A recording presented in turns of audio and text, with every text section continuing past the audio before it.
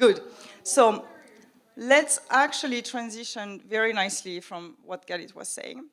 So we know why, and that's a business imperative, and that's great. But then I have to say, I'm lucky enough, both from my 15 plus years career in Finland and also my last 3 years in IWOF, to meet a lot of executives, and especially a lot of male executives. If I had a penny for every time I heard, Caro, we would love to have more women in executive position, or we would love to hire more women, or we would love, but they're not applying, or they're not in the same study fields that we are looking for, or they are this, and this, and that. So not only we are marginalized, somehow 50% of the population, but we're also the problem, apparently, because we're not ambitious enough, and we are not available enough, and we are not this and that and whatnot. Yeah, so go women, whoop, whoop. You know.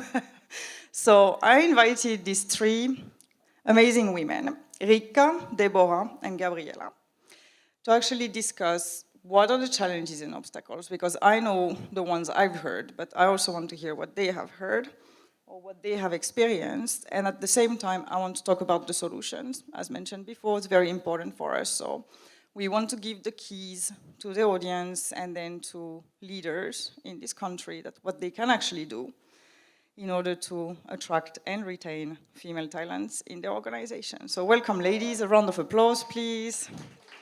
Thank you. Super. So I hope you enjoyed Khalid's presentation. We're going to have only one mic for the 3 of you today, but we're going to manage, you know, things happen. So we can be loud and we can shout as well. Yeah, I do have one question for you to start. So reflecting on your own experiences and reflecting on what you heard from Galit and our preparation talk, like, what do you think are the main obstacles why companies are failing to attract and retain women, and what they should actually do differently? Who wants to start?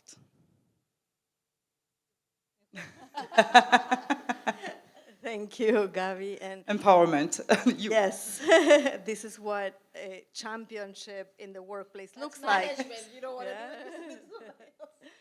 So it's an honor for me to be here. It's really my first panel around women in tech and women in the workplace. I have had a pretty international career. I grew up in Mexico City. I then moved to the United States. I did my Ph.D. and worked in the US for over 15 years in New York, California, Chicago, etc. And I moved to Finland about a year and 3 months ago. And I must say, I was a bit surprised with what I found here.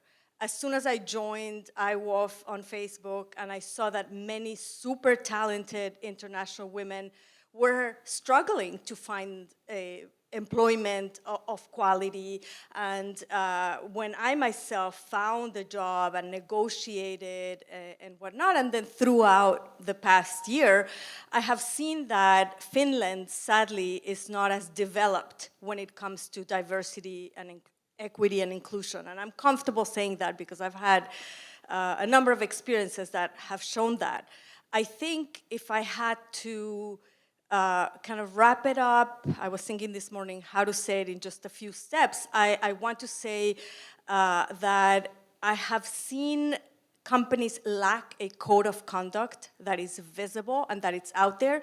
Good intentions are nothing, honestly. Everybody has good intentions, but if you do not have a clear and precise code of conduct that is, in fact, known by HR and implemented and respected by the executive of the organization, then nothing that is right will take place.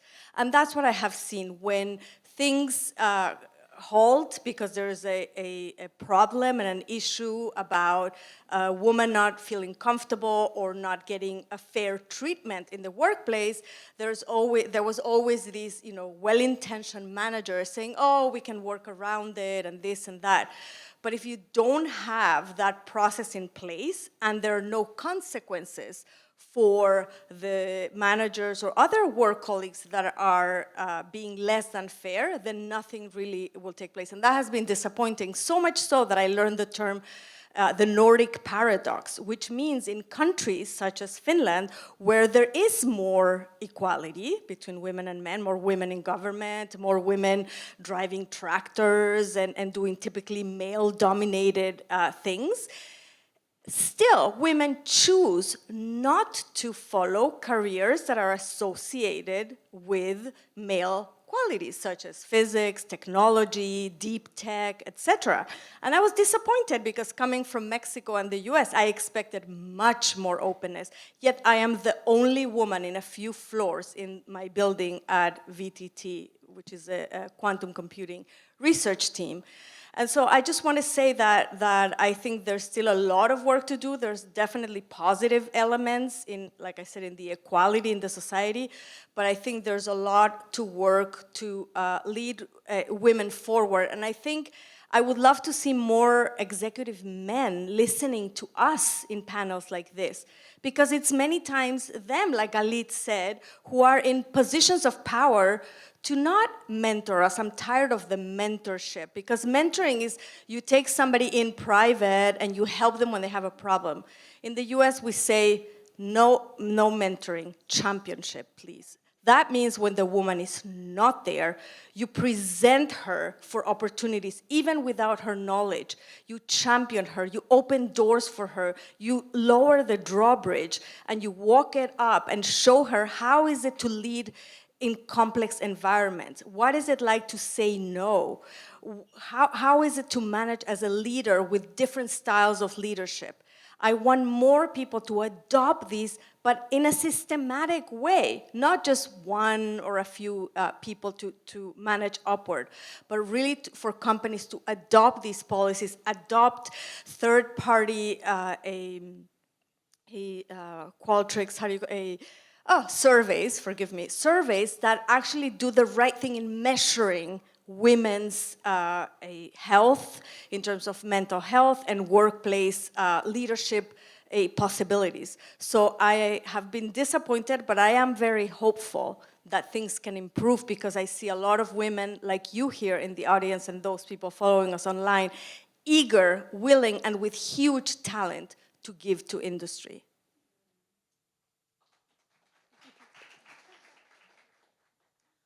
Thank you. Tough act to follow, yes. Yeah, amen. And we'll recap, by the way, on the few tools that Debbie was talking about. So great solutions already to the table. But Riikka, you are actually the only Finnish woman, Yeah. though you have and international experience. And with as that, well. my experience is very different, obviously, and So- the whole perspective. I'm a little bit struggling with the whole question, actually, because I've only been a female. And it is very difficult to say what the male experience would be like. And I'm honest when saying that. I mean, but I think that one of the reasons, and now I'm obviously looking at this from a Finnish perspective, I've lived abroad several times, but the main part of my career is still in Finland, at least sort of physically. And I've recruited a lot, mainly in consulting and also in a corporate role. So I've looked at this from several different points of view. I think that, and now I don't want to blame the female, I think it's a societal and normative thing that's kind of inbuilt in Finnish, but I think it's also in the Nordic society, that there are sort of inbuilt things that both male and female executives and sort of be it from the employee or employer point of view, you think and act without really recognizing that.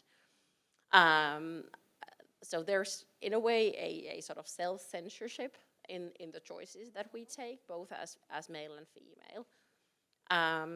My own experience, because that's what I know, is that I've studied politics and then sustainability, so I come from softer part maybe of the sort of science spectrum.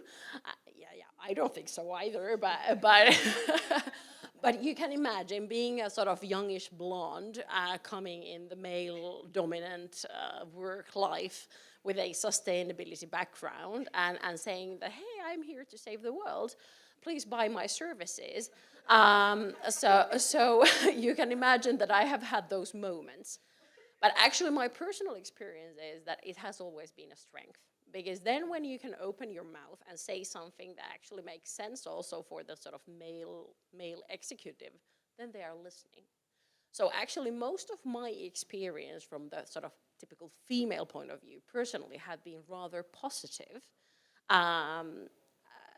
But I do see that, especially when I'm recruiting young professionals, that it is true. For some reason, it is very difficult to find talented young females who choose those sort of hard sciences as their major subjects, for instance. I have recruited quite a lot of people who have studied, for instance, finance, because I need that for, sustainability evaluation purposes and so on.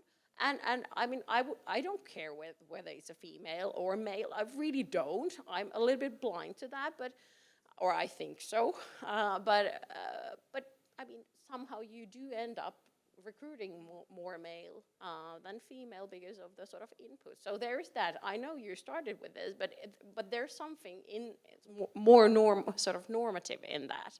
And thanks for that. So that's one perspective.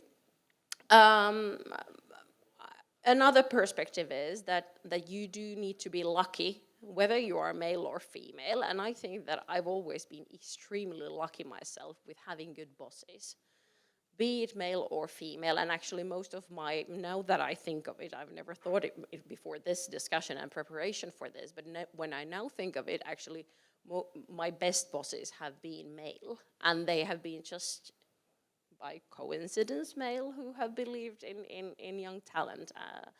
And I don't think it has been sort of gender specific. So it sounds like I come from a sort of, wonderland where all is good, et cetera, et cetera. But I think that there's a major element in this self-censorship. The first time I have experienced inequality during my career is actually as a mother. And that's very physical, as a mother who wants to be a good mother, but also be part of modern work life. And I would say that that's an area where there is huge learnings for Nordics compared to even US. I know that we have long sort of leaves at home, paid leaves, all this. But if you actually want to combine a career with small children at home, there are many things in the sort of mentality of people and how we see the sort of mother side of being a female in work life, where we would have a lot to learn from other European countries and from also sort of examples further away. So just a couple of thoughts there, but no. Really good. Thank you so much, Riikka. Well, I'm going to be the third one. I am a Latin American woman, worked in Wärtsilä for 20 years. So my career is a grown-up, can move out of the house and live by itself. I started in my home country, Ecuador, and I was extremely lucky, as you said, to have a wonderful boss. Actually, not my direct boss, my boss's boss. My direct boss was one of those that was really crappy, and you learned what not to do with him. But his boss, he saw the potential of a 22-year-old woman from Ecuador who wanted to grow.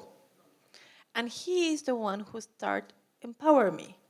He gave me the opportunity to show that I can do the work, that I can lead a company, that I can lead the finance part of a whole business unit. And it is because of him that I am here. I lived in 3 countries. I've moved twice my whole life for that company, and just because of him, nothing else. And I have had really crappy boss, which you learn from them as well. And I have a wonderful boss as well, a woman. I think that's extraordinary, a Finnish woman who was, unfortunately, she's not longer in the company, but she's the one that empowers me as well. And I talk to her every once in a while, and she's giving me advice and telling me what to do. She's a successful person here in Finland. I can say that I cannot say more about how the work life outside Wärtsilä is because I have never worked outside Wärtsilä. I can say that this Finnish company, men-driven Finnish company, 80% of the employees are men, do give some opportunity to women. Not engineers. Unfortunately, we don't have as many women engineers as we would like to because women do not like to be an engineer. I know women that love to be an engineer and other ones that don't. But there is a path. We just have to find our voices and make us heard. And find these people that can actually let you talk. They are the ones who will guide you. They are the ones that can give you an opportunity. We cannot lose hope. I don't think that's real. As she said, 50% of the population are women. We are the ones who make the decisions. And we know that we are the ones who runs the house. The husband doesn't do anything without us, right? If he wants to go hunting, honey, can I go hunting? I want to go fishing. Can I go fishing? Without us, men are dead. It is true. It is a personal experience. It is. You like to share. No, it is. Men like when women are in charge, I think. Good for your husband. No. Moving on from that one. No, but in the house, the woman is the one who runs the house. The woman is the one who decides what kind of food are we going to have, what kind of cleaning things are we going to have. I propose we get back to the work topic before we have some rebellion happening in the room. But it is good to have a good laugh, I think. No, but it is.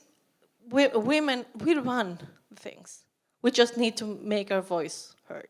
Yes, that we need to get our voices heard. So I want to pick up actually on two things. One, bosses have been discussed. So we're going to deep dive a little bit more into the bosses. And then a second one came up also a little bit, and that was around female education and the lack of women in certain fields. So we're going to park the academia side for a later time, and we're going to come back to the bosses. So how many times, again, I would get a lot of pennies for a lot of things. So how many times have I myself said or heard someone said, I got really, really lucky because at one point of my career, XYZ, I had a wonderful boss. Men or female, it doesn't matter. And somehow, because we've all been in very male-dominant workplaces, we've been working with a lot of guys, I've usually not heard that from guys. I usually hear that from women. We feel somehow lucky, and we think that this has been a boost for our career, that at one point or another, someone lifted us up. Guys might maybe think it, but at least they don't say it, or that's my experience. So you've been saying a couple of times some examples, but I'd like to maybe get like a bit more of a practical guide or examples for our audience. So what would be something, maybe specifically an anecdote or something that you would remember that made those particular bosses great? Not just the, they empowered me. It's like concretely, for instance, how did they empower you, or how did they champion you, or something like that? For me, they listened. Okay, great. And they paid attention to what I had to say. Good one. I think there's a huge difference between what is and what should be. And I think for me, good bosses know that empowering women takes a lot of work. They don't, while I agree that it's normative in the Nordics to have, more women in different roles and more men in other roles, good bosses for me read the research, know how to write the job description so that more women will apply. And there's tons of research out there about what words, how to write it, etc., so that more women will apply. There's actually research, a very famous person who was male, forgive me, or female for the 30-some years, and then became the opposite gender, and is a researcher in behavioral economics, and is able to say what, you said, I've only been female. Yeah. This person is able to say, I've been both. And I've seen this. So I can pass the name afterwards if people are interested. But I've read a book by this person many years ago. So there are blind interviews where you just cover the age and the name of the person. So there are where you place the job description. So a good boss for me is someone who cares about the issue, and from the very beginning structures everything so that they get more female candidates. Female candidates feel more empowered when working with this kind of manager, whether it be a woman or a man or any gender. And they also enable women to become leaders in the organization. And I can, of course, get into all the details. I have helped numerous organizations figure out how to do that. But it's just, in short, it takes work, and just a good boss is somebody who is willing to do the work. It takes a little longer. It's not in your corner coffee shop. You have to walk a mile to get that good coffee. But if you walk that mile, everybody, including that boss, will be rewarded highly. I think it also comes to, being a good boss and a good leader. So basically having, and this is not, in any way gender specific, but I think it's at least three things. Firstly, to have clear vision or direction and being able to communicate that. Then secondly, basically having your back. And thirdly, staying out of the way. Super, thank you so much. Then, let's get back to the maybe more of an academia topic. So I'm also thinking at some point that how many more decades do we need to say that we don't have enough girls in tech or deep tech or hard tech or whatever tech we want to call it, or engineering and whatnot, before we see companies maybe taking more of a hard line into getting involved into women's education, so that somewhere down the line they can actually be the candidates to the positions and so on. There's a lot of discussions on that in forums like Women in Tech and so on, so I don't want to spend too much time on that. We have about 5-6 minutes, so if maybe one or two of you would like to give a few comments on that. A quick comment from me. I think that's an extremely good point and good idea. I think it starts pretty young. I think the influencing, at least in the Finnish systems, should start already in lukio, in high school, basically, because even then you are making those choices that, be it like how long do you study mathematics, for instance, and you take those choices very early on when it might be that you don't have clarity over what you actually are or want to be doing, and in those situations people are pretty sort of prone to these stereotypic ways of thinking even about themselves, still looking for them. So I think that it would be very sort of beneficial to have those sort of good examples and showcases at a very early stage of successful women in tech, for instance, just to put that idea in young girls' heads that there are it's a world out there filled with possibilities, no matter what you want to do. So yes to the idea. Can I? Well, I just want to say, this is not statistical, just anecdotally watching my daughter, who is in a public school in first grade. And already I see in Finland segregation between boys and girls at a very young age. The boys play by them with other boys, girls play. I had never seen that in any other country. Back in New York, she had at 2 or 3, 4 years old, she had male friends. We did play dates. Her bodies were male. It didn't really matter. So I do think, I agree with you, it starts young. And, I have tons of other things we can talk about in academia. I actually think that it starts younger than that. I think that in Päiväkoti, we have to start saying, hey, you can be whatever you want. And That is representation, daycare for our audience who is not familiar with Päiväkoti. Sorry. Just Sorry. being inclusive. yes, you're right, I'm sorry. And representation matters. It's not only saying, hey, you can be, to a woman, you can be an engineer, but show them a woman engineer. Because it matters. If you see somebody that looks like you, that is you, in what you want to be, you don't lose that focus. And you don't lose like, I cannot be because they're never gonna give me the chance. So just show more of us working. Any thoughts on how companies specifically could be taking an action? So if we're addressing a specific CEO, for instance, of a tech company in Finland, and we think that there is maybe something to do with then this like early childhood education, influencing early, grabbing the people on the right path and stuff, like what could a company or CEO specifically do, for instance, with this? In the US, I've had a lot of success creating science programs for toddlers even. So I get all my women, amazing scientists, we visit, and it's from 2 to 6 years old, even 1-year-olds come, and we show them the difference, water in different temperatures and just experiencing. And then the women talk about what they do. You can do it virtually these days, and you know, the students just watch a screen, and just having the role models be there, not to mention all the coding, hackathons and stuff that a CEO can sponsor, go to high schools, go to middle schools in Finland and get all teams by women and just help them form teams that are mentored and championed by executive women to create apps that are used by the community, get those stories into the newspapers, magazines, TV, you know, all of that really to generate this buzz and this community that is like cool so that young girls can see it as a cool option for them. Actually, I think this, and now this is becoming almost political, but I think that in Finland, I mean, we have a very, very strong public sector.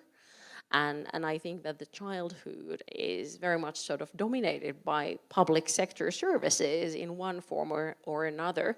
And my personal experience from work life and also from sort of personal life is that public sector is still much more sort of, traditional in its norms in many ways, in its ways of sort of creating certain or repeating certain behaviors.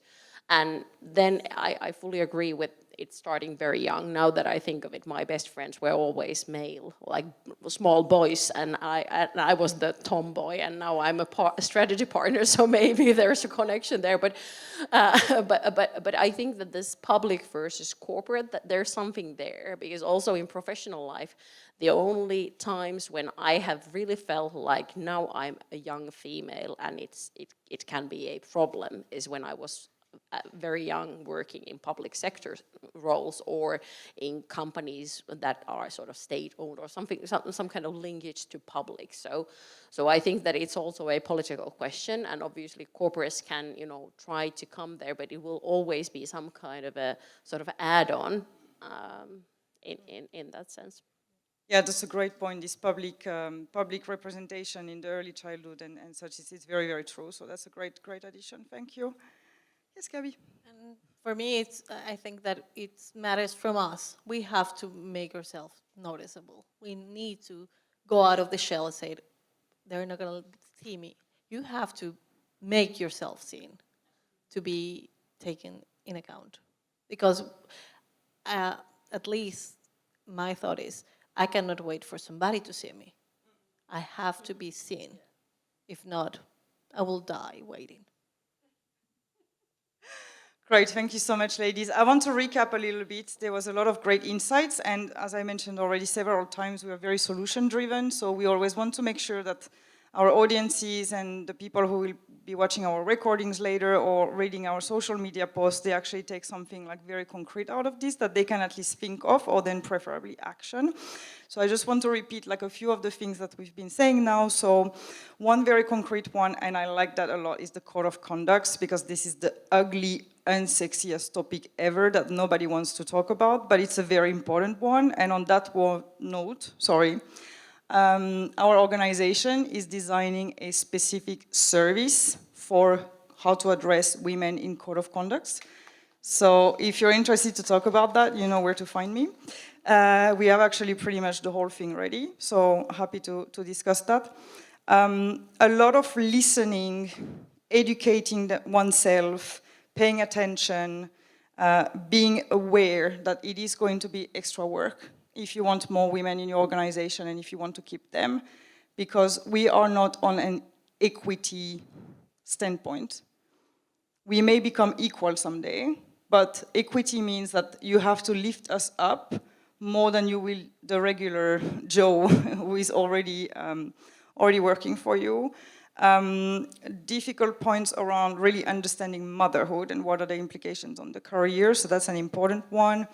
Mentoring is great, we encourage that. Championing is better, and if you don't know the word, you know, it was briefly mentioned what it is, but go and Google it because I think it's a super important one. Trying to influence women also at a young age. I'd like to remind many of the gentlemen who are in a position of power that technically 50% of their children should be women, so elevate your girls, you know. It starts at home sometimes, even though in some cases women may dominate the household. And yeah, enable women to become leaders. So that one I just want to reflect quickly for a second, because it is one thing to complain that, you know, somebody is not applying enough to the positions, or that there's not enough candidates, or whatnot, but there is also a bit of a challenge nowadays that when a woman is actually becoming a leader, there can be discussions, oh yeah, but it's because she's a woman and she's gonna look good on the diversity KPIs and this and this and that. So when we're talking about enabling women to become leader, we're not talking about giving women position and just letting them fend for themselves, no matter how smart they are and so on. So if you do choose to elevate, and if you do choose to bring someone to a position, not because of their gender, just because they are qualified, do remember that that person is going to be questioned for being that gender in that position. So one way or another, even though your decision is completely neutral, in the eyes of many people, it is not. So you'll have to go the extra mile to actually make sure that that transition is working out fine. And that's in everybody's best interest. So thank you so much, ladies. We are going to move to the next part of the program, and please a round of applause for